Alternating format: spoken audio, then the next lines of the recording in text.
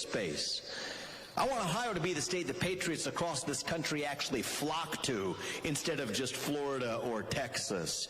We're going to lead Ohio to be the state of excellence in the United States of America. And to those who say that's unrealistic, I'll tell you it's not, because it wasn't long ago that Ohio was that state.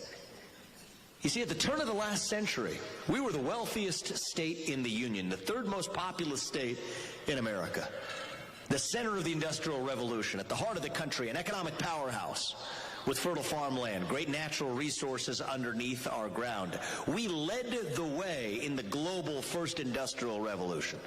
Even in the 1950s, think about that. It wasn't that long ago in the scheme of things. Even in the 1950s, 6 of the top 15 wealthiest cities in America were right here in our own home state of Ohio. Toledo was the glass capital of the world. Akron was the rubber capital. Youngstown, where I was yesterday, was the steel capital. So was Cleveland. Dayton, not far from where we are today, was the computing power engine for the Industrial Revolution. Our hometown of Cincinnati was known around the world as the Queen City, Porkopolis, providing the food supply for the entire West, the consumer products capital of the United States of America. We were the pioneers, the explorers, the unafraid. The people who no government or bureaucracy would dare to stop from achieving the maximum of our God-given potential. That's what gave us the self-confidence. Think about a kid growing up in that state, in that country. That's what gives you the self-confidence to dream big, to dream beyond the possibilities that you're told to be confined to. That's what allows you, if you're Neil Armstrong, to be born, raised, grow up, and then go to the outer frontiers of outer space and be the first man to walk on the moon, being an Ohio man as he did it. That's what allowed John Glenn to grow up in this state, to become the first American to go into orbit around the earth. It's what gave the self-confidence to the Wright brothers, born and raised in Dayton, Ohio, to reach for the frontiers of the sky when nobody thought that was possible. We were the state of excellence in America. And you know what? We can be that state again, because if you think about it, we have every geographic and every natural advantage we did the last time around. The same fertile farmland, same natural resources, including oil and natural gas right underneath our ground. The same great geographic position. In fact, it's even better today. The same Erie Canal to New York City, the same Ohio River to the Mississippi. But even better, now today, we've got 60% of North America's population, not even America's population, North America's population, within a single day's drive of where we're having dinner tonight. Think about that. God has blessed our state with every gift we could possibly wish for, to be the state that leads America back to our revival. All we need to do is to start believing in ourselves again to actually do it.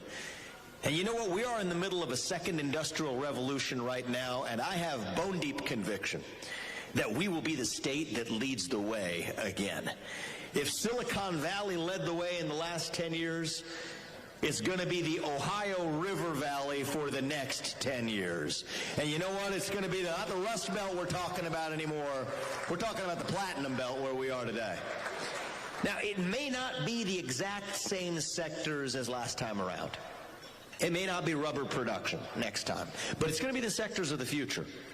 From semiconductor production to the energy of the future, nuclear energy and natural gas included, biotech to Bitcoin, aerospace to our defense industrial base, the state where we use AI not to take jobs, but to make jobs through workforce training and education, to apply that AI to fields from healthcare to financial services to construction design. This is where I'm leading our state. This is our modern-day Northwest Ordinance right here in Ohio. We are a conservative state at our core. We're a conservative state in our electorate. It's time for us to actually be fully governed like one. That's not going to lose us elections. That will win us elections because it's going to put more money in your pocket. It's going to lift up more people from poverty. It's going to revive that missing self-confidence in our children and in the next generation, to give them that conviction that Neil Armstrong had, that John Glenn had, that every one of our children deserve to have, that they can achieve the maximum of their dreams right here in Ohio. It's going to make us a state that patriots across this country flock to.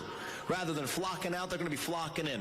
From New York to California, and frankly from Texas to Florida, including our children who have left this state, to come back, to repatriate them back to our state, where their roots are and where their future roots belong.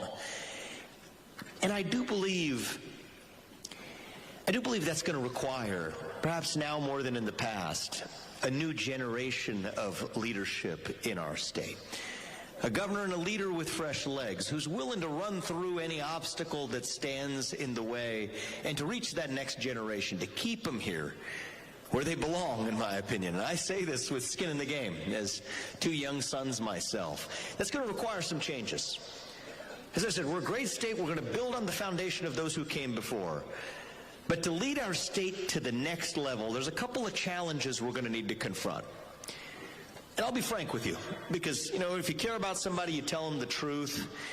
If you care about yourself, you tell them what they want to hear. I'm going to tell you the truth.